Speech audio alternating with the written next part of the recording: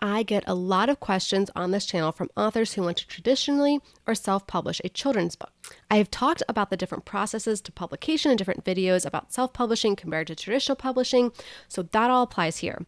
Today, I'm just going to talk to you about children's books, what they are, who they are for, and some considerations you need to keep in mind. Let's go.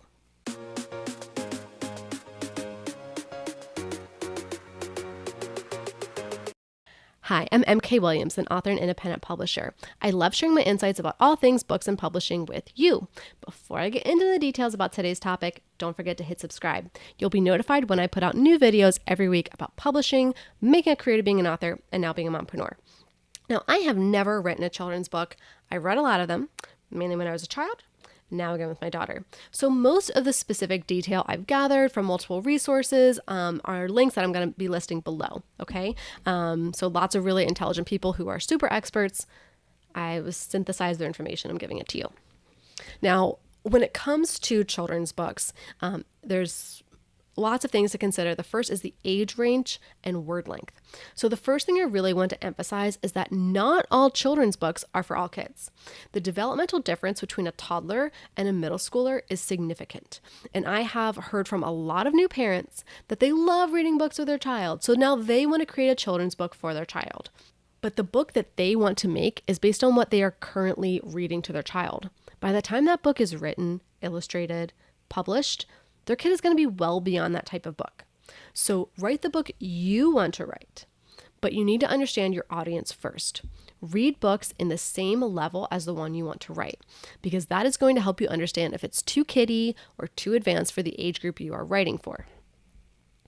Okay, so the first age range is baby books or board books. This is for kids from about 0 to 3 years old, and the word length can be 0 words up to 100 words. These books are intended to be read aloud to a child. They can't read yet. If they are able to read, call up Mensa.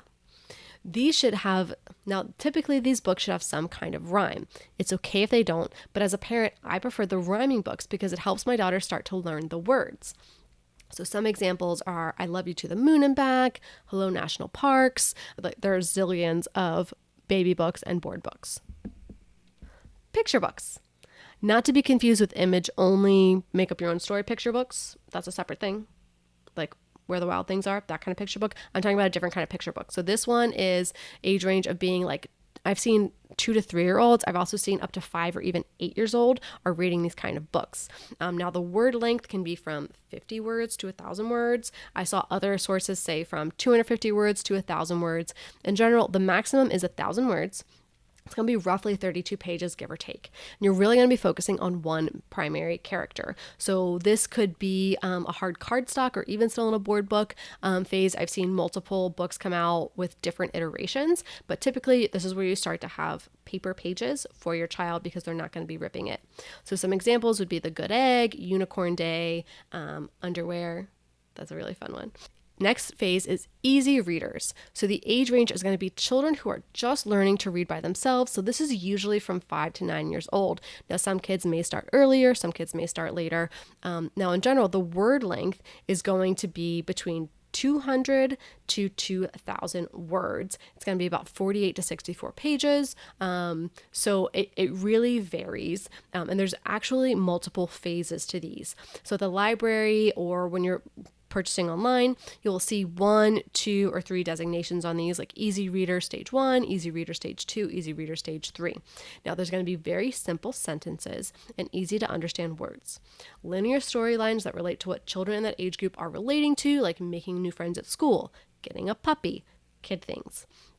Through this level, you're maybe not showing as much. There is action and dialogue and a story, but you aren't overly focused on description because the images will show that so-and-so is wearing a red sweater or that the frog is small or something. The dialogue is simple. Mom says, dad says. Maybe there's a few like cried, shouted, but it's going to be very simple because we need short, simple words for children to sound out through phonics to be able to learn how to read, okay? So some examples I found online were Silly Millie, Storybots Tyrannosaurus Rex, Big Shark Little Shark. Now my daughter's not at this phase yet, so I'm not as familiar with these ones. I don't remember having these as a kid. I'm sure we had them, but I'm just not remembering them right now. Now from here on out, after the easy readers, we're going to be going through chapter books, middle grade books, and YA. So this can still be fiction or nonfiction, but this is where we first see graphic novels coming into play. Topics addressed are going to increase in complexity with the reader's age. Okay, the next phase up is chapter books. Now, I mostly saw this age range being 7 to 9. I did see some that expanded as 6 to 10. Again, I think it depends on how advanced the child is. Now, the word length here is going to be between 4,000 words to 15,000 words, but I did see a good average of like 8,500 to 1,250. Now, it's usually best when these are in a series, so have that in mind. So you're thinking about Magic Treehouse series, Junie B. Jones, and also that the topics should be related to what a 6 to 10-year-old cares about. Next is middle grade. Now this age range I saw is 8 to 12. So there's a little bit of overlap with the chapter books, again, depending on the maturity of the reader. The word length I've seen as described as 20,000 to 40,000 words. Now fantasy for middle grade could go up to 50,000, but typically you're wanting to keep it below that 40,000 max for other genres.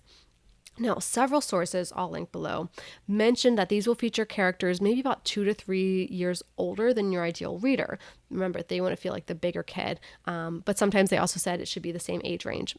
Definitely, depends. Now, some examples I saw online were Percy Jackson. I think I came of age a little late for the Percy Jackson books, so I'll maybe be excited when my daughter gets old enough to read them to kind of experience them. From this side, one I distinctly remember as a kid was maybe like Stargirl by Jerry Spinelli. Like that was a really good book. It was like a standalone, so definitely stuck with me. Okay, the next genre is young adult. This is the one everybody's talking about. So the age ranges here I saw as 12 to 18 and also 16 to 25. So again, some of the content may be for more mature young adult readers versus more young adult readers. And the word length is going to be from 40,000 words all the way up to 80,000 words of like true full novel length. Now, the primary characters are the age group for the readers. They're teenagers, they're high school students, maybe they're college students.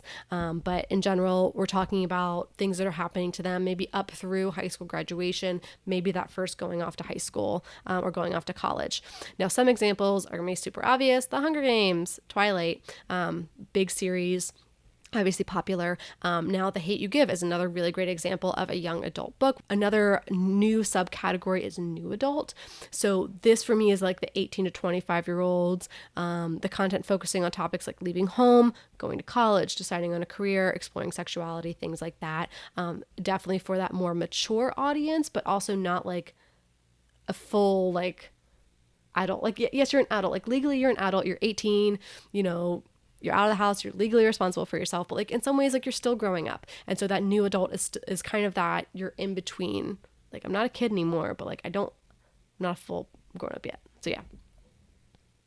Okay, so now that we understand all the age ranges, let's talk about formats: print, board book, ebook, all the fun things. Now with each age group, you will absolutely be looking at print, hardcover, and paperback. Obviously, board books are board books. Having a soft cover and a hardcover is really helpful because parents and libraries and schools want durability, hence hardcover, but they're also budget conscious, so it's nice to have the paperback option. For these, I think audiobooks are good. One is that if you have children with visual impairments, like they still want to experience stories, so having an audiobook is very important. Also for little ones who want to hear the same book a million times, but the parents are sick of it, an audiobook can offer a bit of rest for mom and dad. Maybe you're on a long road trip, so like mom and dad need to focus on the road ahead. So like, here's the audiobook of your favorite book. Just listen.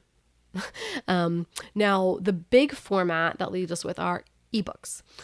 As a parent to a toddler who is constantly trying to avoid screen time, I would never consider getting an ebook for board books, for picture books, or anything like that.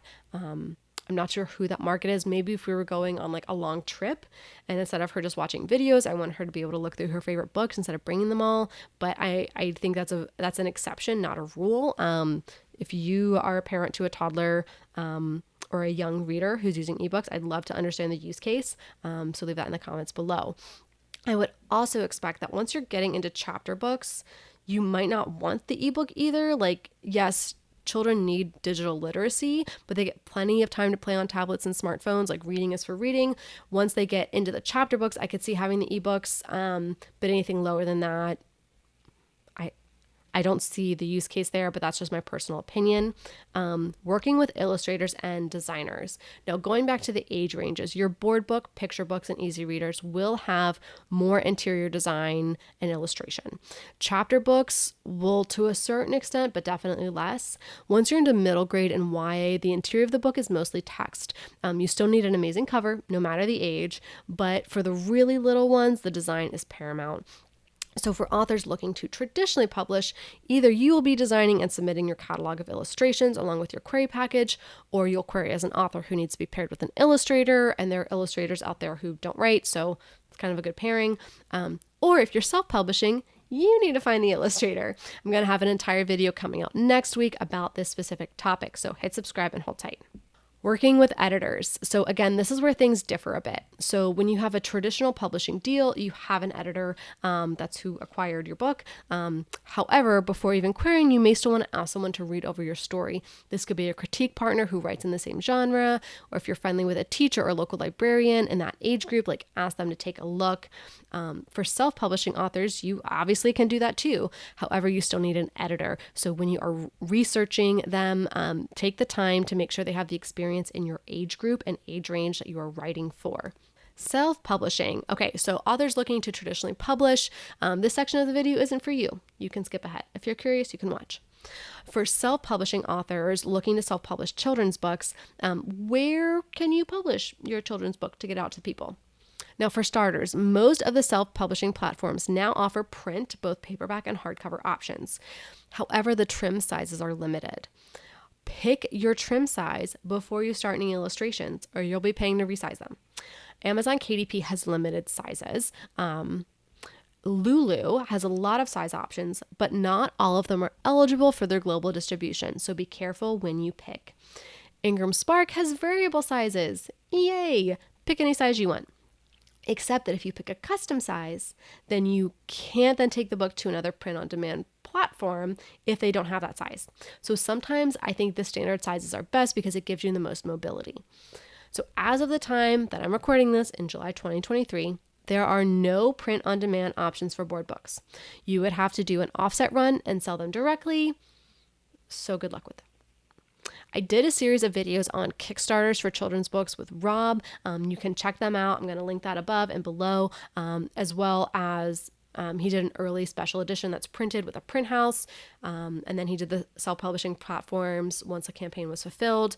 It was a lot. But it was ultimately successful for him, and he was happy with the outcome. So what are your questions about children's books? What did I miss? Let's keep the conversation going in the comments below.